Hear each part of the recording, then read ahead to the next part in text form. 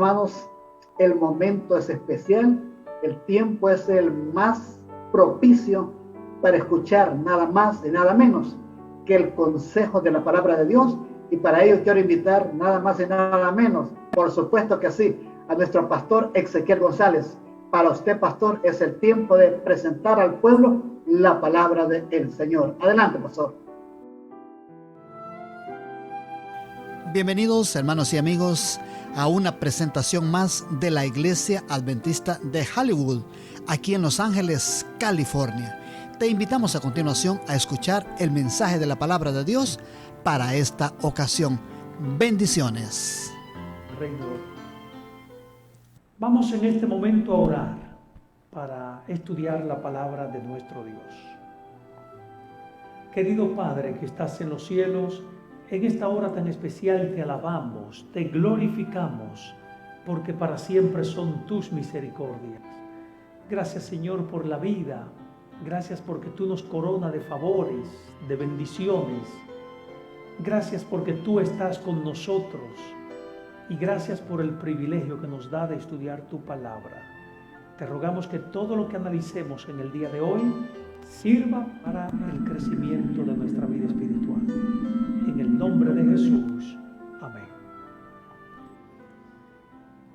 En esta mañana yo quisiera iniciar el estudio de la palabra de Dios leyendo dos párrafos del espíritu de profecía. Y estos dos párrafos se encuentran en Patriarcas y Profetas, página 775.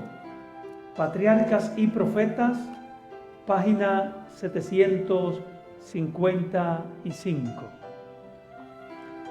La sierva de Dios nos dice: la Biblia tiene poco que decir en alabanza de los hombres.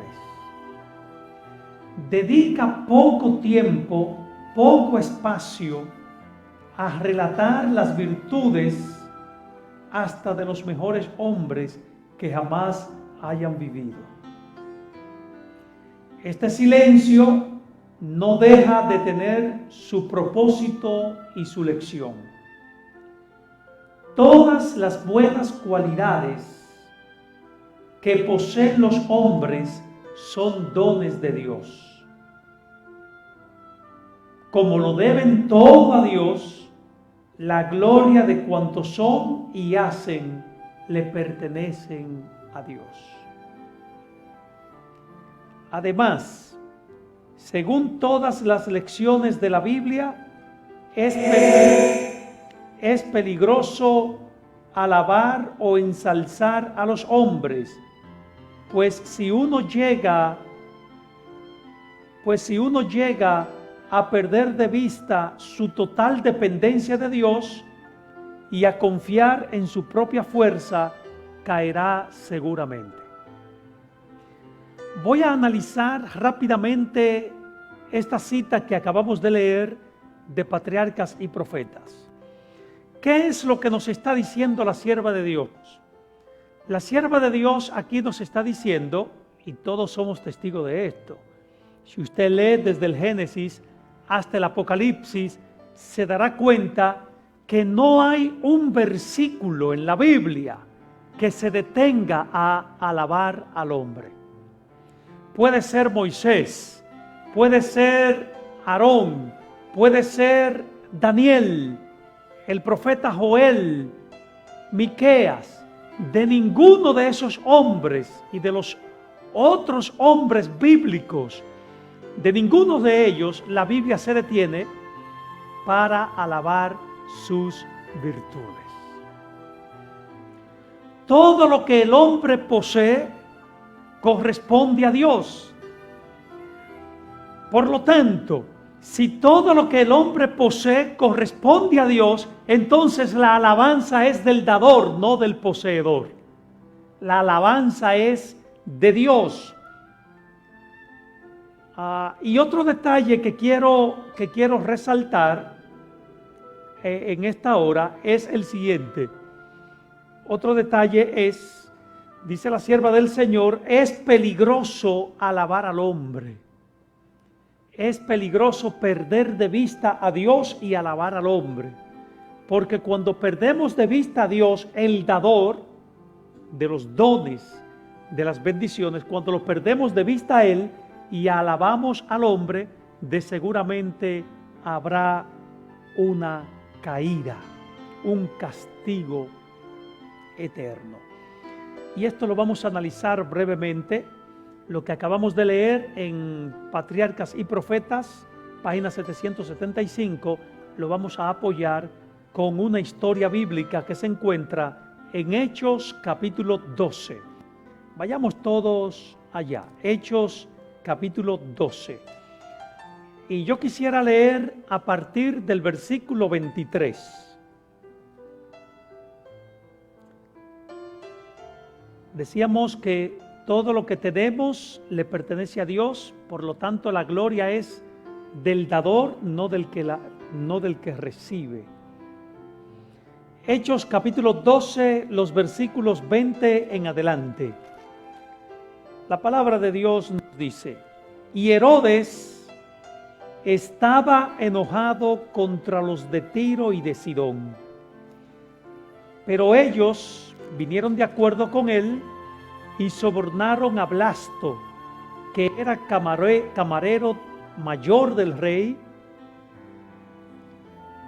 y ellos pedían paz porque su territorio era abastecido por el del rey. Vamos a parar allí para continuar leyendo. ¿Qué es lo que nos está diciendo la Biblia? Voy a repetir el texto.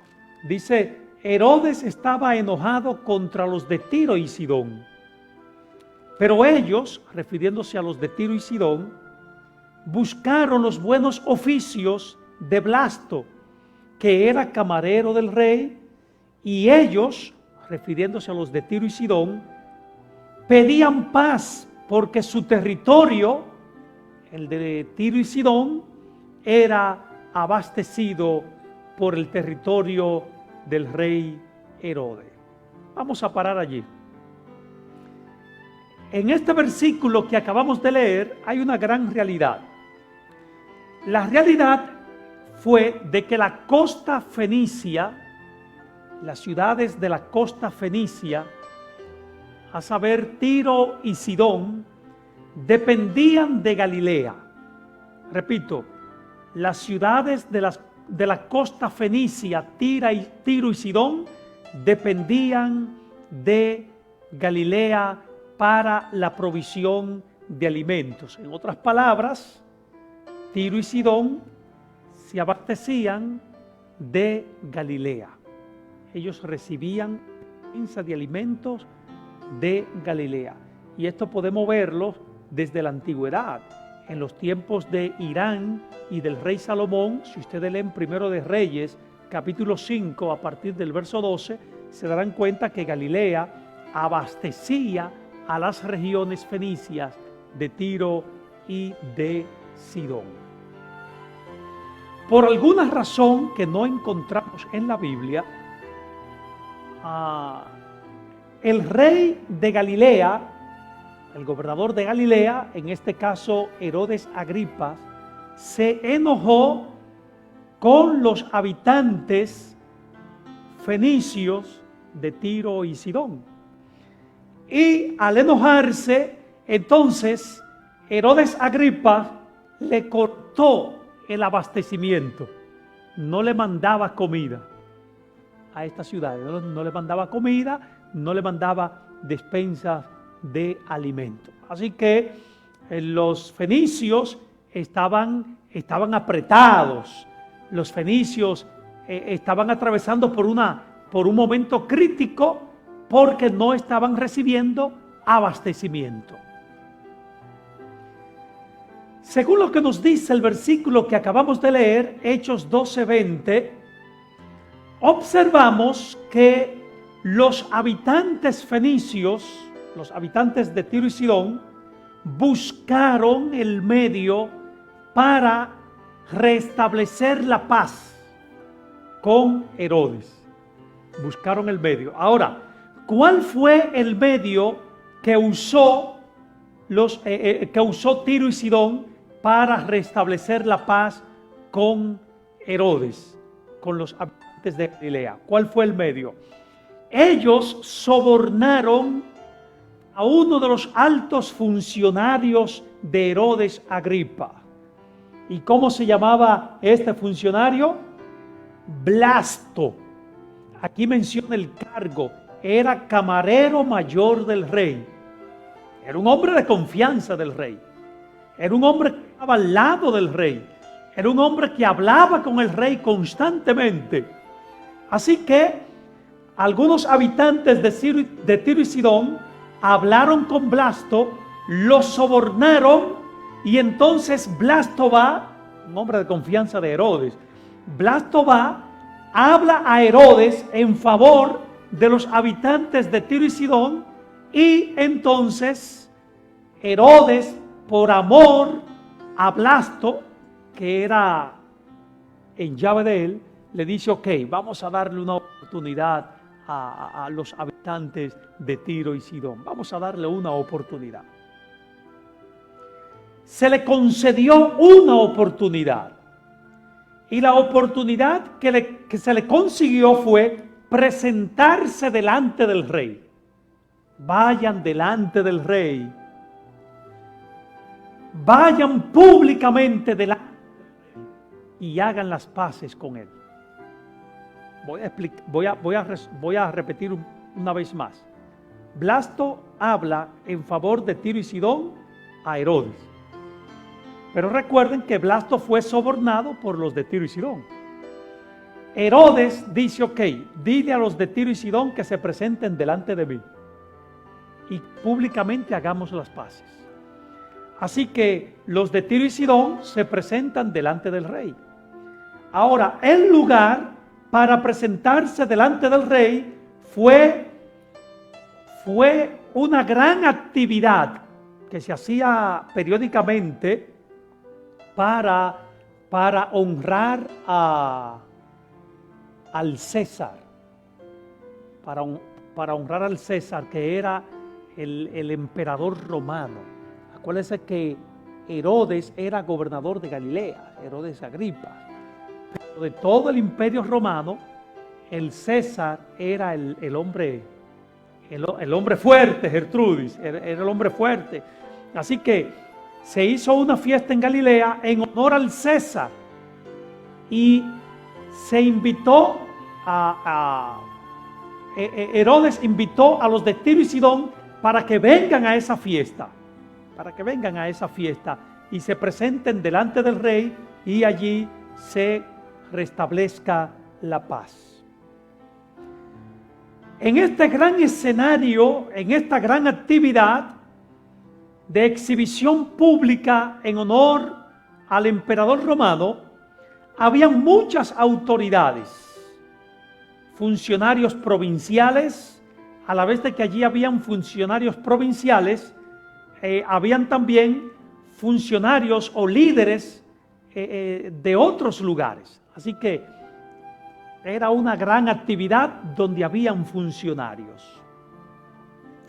Esta actividad duraba varios días.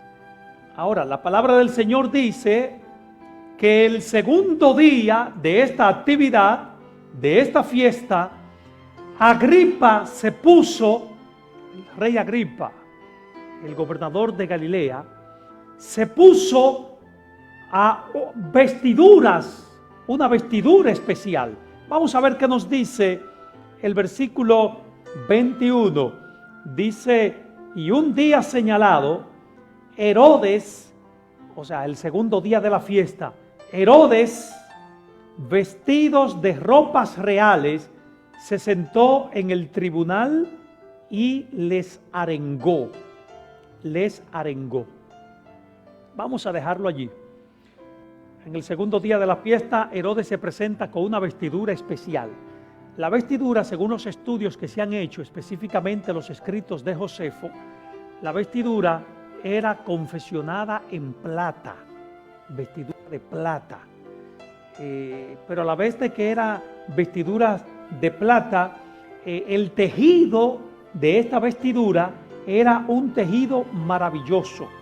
Según los estudios hechos en relación a la vestidura de Agripas en esa ocasión, como era esta de plata, los rayos del sol, cuando le daban a esta vestidura, esta resplandecía.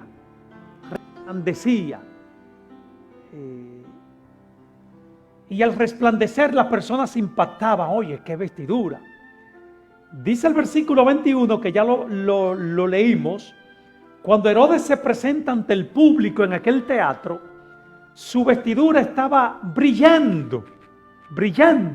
Y dice, y les arengó. Este término, les arengó, es y les habló.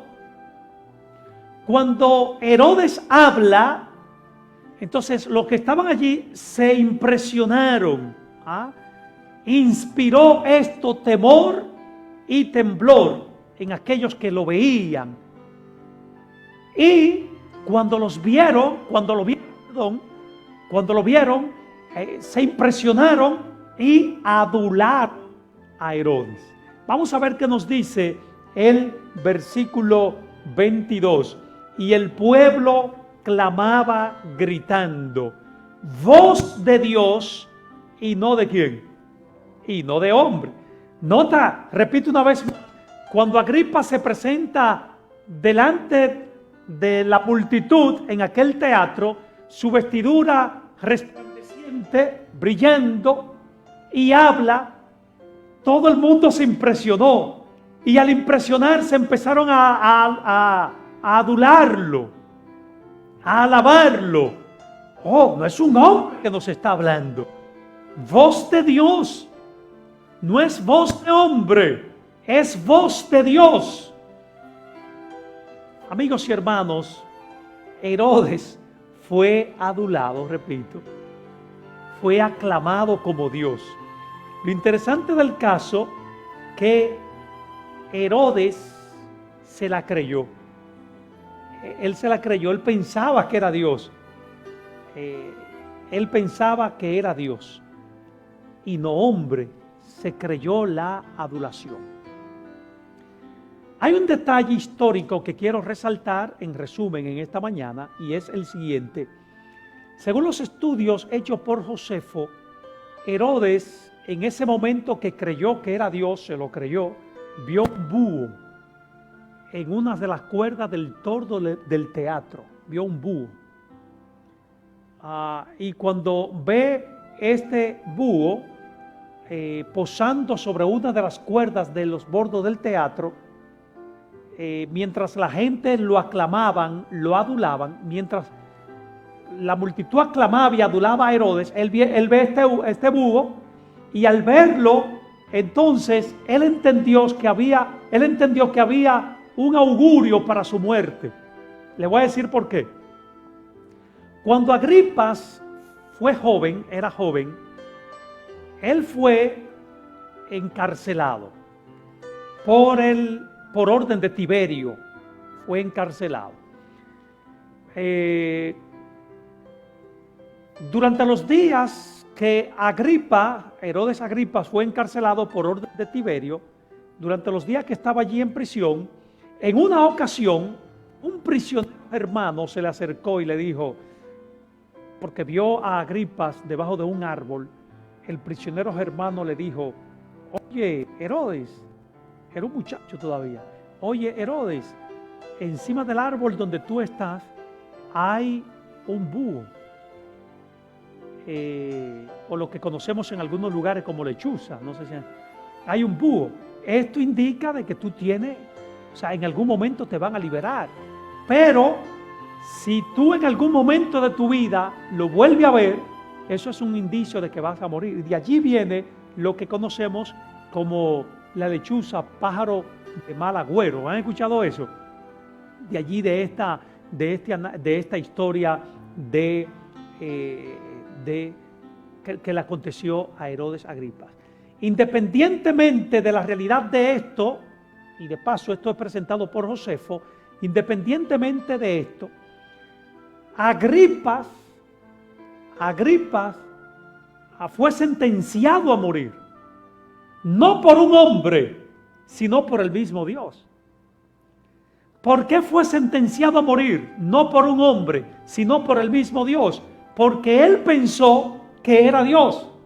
Y notemos que nos dice el versículo 23. Cuando Herodes aceptó la adulación, cuando Herodes aceptó el elogio barato, y él creyendo en realidad que era Dios y no hombre, dice el verso 23, al momento, un ángel del Señor, ¿qué hizo? Lo hirió por cuanto no dio la gloria ¿a quién? Por cuanto no dio la gloria a Dios y expiró comido por los gusanos. Quiero, antes de hablar un poco en relación a la muerte de Herodes, explicar sobre el término que presenta el versículo 23, herir por medio de un ángel. Herir por medio de un ángel. ¿Qué significa herir? Cuando la Biblia habla y el ángel lo hirió, ¿qué significa esto? Miren, les voy a dar varias citas. No la voy a leer por motivo al tiempo, pero léanla en su casa. La primera cita que quiero darles en esta hora se encuentra en 1 de Samuel, capítulo 25. Léanse todo el capítulo, pero específicamente quiero resaltar un versículo de este capítulo y es el 28, o el 38, mejor dicho. 1 de Samuel, capítulo 25, lean allí el escenario donde aparece Abigail intercediendo por su esposo Nabal ante David. Dice la Biblia que un ángel hirió a Nabal porque éste era perverso. Y dice, y cuando el ángel lo hirió, cayó, murió. Otro texto que quiero resaltar en esta mañana se encuentra en 2 de Reyes, específicamente el capítulo 19. 2 de Reyes, capítulo 19, versículo 35. Si ustedes se leen este capítulo, observarán que allí se habla del encuentro que hubo entre los israelitas con el rey Sennacherib. Dios, es lo que dice 2 de Reyes 19:35, Dios hirió a través de un ángel a los seguidores de Sennacherib y en esa noche murieron. Cuando la Biblia habla un ángel hirió, este término se refiere a un severo castigo que por lo general es la muerte. Repito, cuando la Biblia habla y el ángel de Dios lo hirió, esta expresión bíblicamente hablando indica un severo castigo que por lo general es la muerte. Volviendo al caso de Herodes, el ángel del Señor lo hirió, dándose a entender que fue castigado por el cielo. Ahora, ¿en qué consistió el castigo de Herodes? Hubo un impacto en el corazón de Herodes, un impacto en el corazón de Herodes. Y este impacto en el corazón de Herodes provocó a que en él existiese un dolor abdominal. Le empezó a doler el vientre. Rápidamente lo llevaron al palacio. Un impacto en el corazón lo debilitó, cayó en el mismo escenario. Al caer en el mismo escenario, le empezó un dolor agresivo en el abdomen. Y a la vez de que le empezó un dolor agresivo en el abdomen, tuvieron que llevarlo rápidamente al palacio. Según la historia en relación a esto, las personas que pasaban frente a la habitación de Herodes, los que pasaban frente a la calle, no aguantaban el mal olor que salía de la casa. Los sirvientes que estaban allí cuidando a Herodes tuvieron que salir porque ya no aguantaban el olor putrefacto que había en este hombre. No se ofrece en la Biblia ni en los análisis históricos muchos detalles en relación a la muerte de Herodes Agripas. Sin embargo, la Biblia es bien enfática. Lucas, acuérdense, el escritor del libro de los Hechos, era doctor, médico. Y él usa un término clave para señalizarnos cómo murió. Dice Lucas en Hechos 12:23 que los gusanos se comieron a Herodes. Los gusanos se comieron a Herodes. Algunos dicen que fue una ruptura de la apéndice. Otros dicen que fue un envenenamiento arsénico. Este envenenamiento arsénico es una infección interna. Los órganos internos se pudren, la persona queda ciega, le da cirrosis hepática, la circulación de la sangre, el corazón, todo se daña y el individuo muere. Pero a mí me interesa lo que dice la Biblia. La Biblia dice que los gusanos se lo comieron vivo. Estando vivo, los gusanos empezaron a comerse toda la parte, o sea, todos sus órganos internos se lo comieron, su parte genital masculina, todo se lo comió, y los mismos gusanos acabaron con este hombre. Todo, ¿por qué? Un ángel lo hirió, cayó en el estadio, se lo llevaron a la casa, un dolor abdominal le estaba acabando. De repente el olor fue tan fuerte que la gente tuvieron que dejarlo solo porque estaba podrido dentro. Los gusanos empezaron a brotarle por todas partes y a comérselo. Y murió. Dice el versículo 23, todo porque no le dio la gloria ¿a quién? No le dio la gloria a Dios. Y aquí hay un detalle. Aquí hay un detalle que quiero resaltar en esta mañana, y es el siguiente. Cuando una persona no le da la gloria a Dios, a esa persona le espera un horrendo castigo. Quizás no se lo va a comer los gusanos, mas sin embargo le espera lo que conocemos como el horno de fuego, el fuego ardiente, donde el individuo que no alaba a Dios será destruido.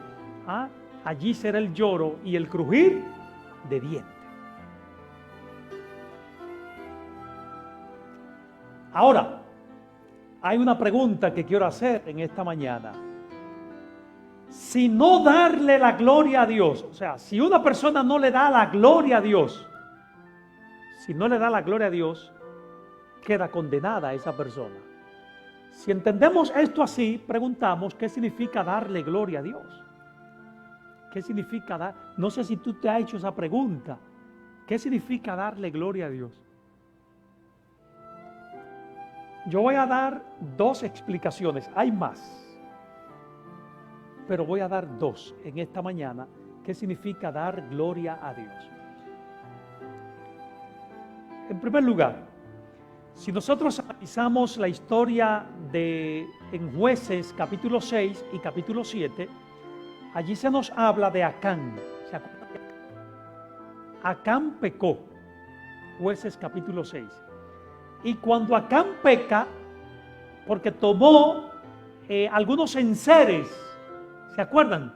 De la ciudad que Dios había dicho, no le ponga la mano. Él tiene el manto babilónico, el oro, todo escondido. Y empieza la ruina en el pueblo. Y de repente, cuando empieza la ruina, Dios habla con Josué, porque Josué está llorando, porque él ve que el pueblo de Israel está en ruina por un pecado oculto. Ahora, quiero que leamos en Josué capítulo 7, verso 19. Josué 7, 19. Notemos que nos dice la palabra del Señor. Josué capítulo 7, versículo 19.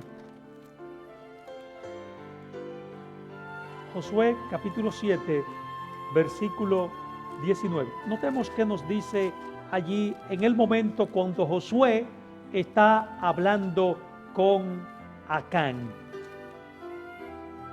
Entonces Josué le dijo ¿a quién? A Acán: hijo mío. ¿Cómo sigue diciendo el texto? Da gloria ¿a quién? A Jehová, el Dios de Israel. Dale tu alabanza y declárame ahora lo que has hecho y no me lo encubras. De acuerdo a este versículo, ¿qué significa dar gloria a Dios?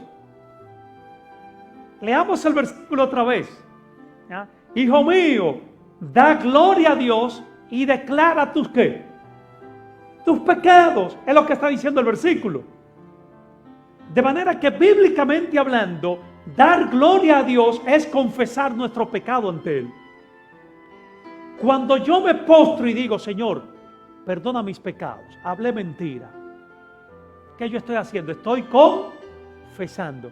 Pero al mismo tiempo de que estoy confesando mis pecados ante Dios, con esto le estoy diciendo: Señor, toma el control de mi vida.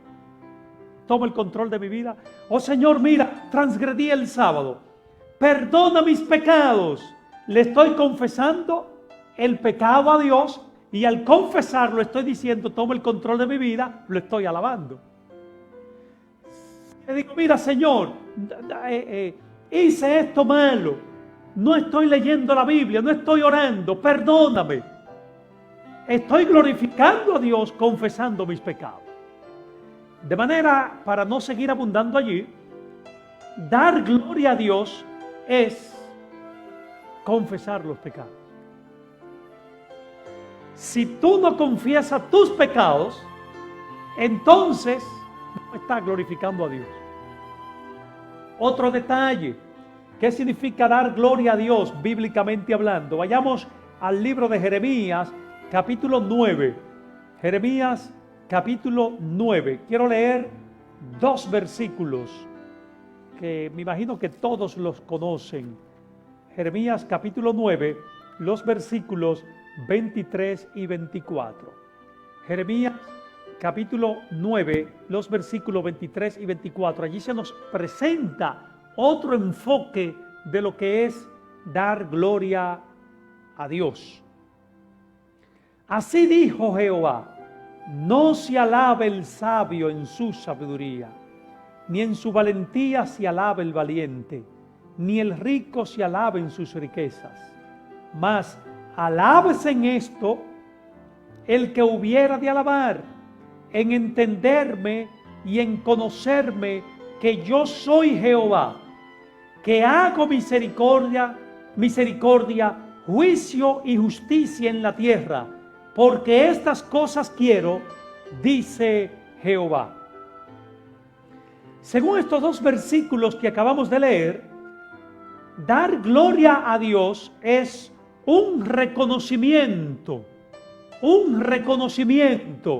de la infinita majestad y del infinito poder de Dios. Dar gloria a Dios, según Jeremías 9, es reconocer su majestuosa presencia y alabarle. Ahora quiero abundar un poco acá. Cuando yo reconozco,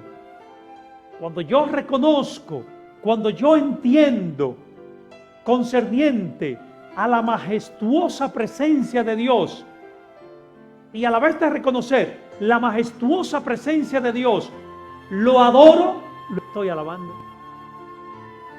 Entonces ya hemos visto dos cosas de vital importancia. Número uno, confesar los pecados.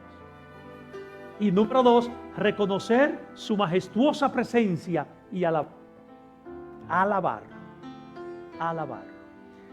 Y por último, dije que iba a mencionar dos, pero voy a mencionar un último concepto en relación a lo que significa dar gloria a Dios.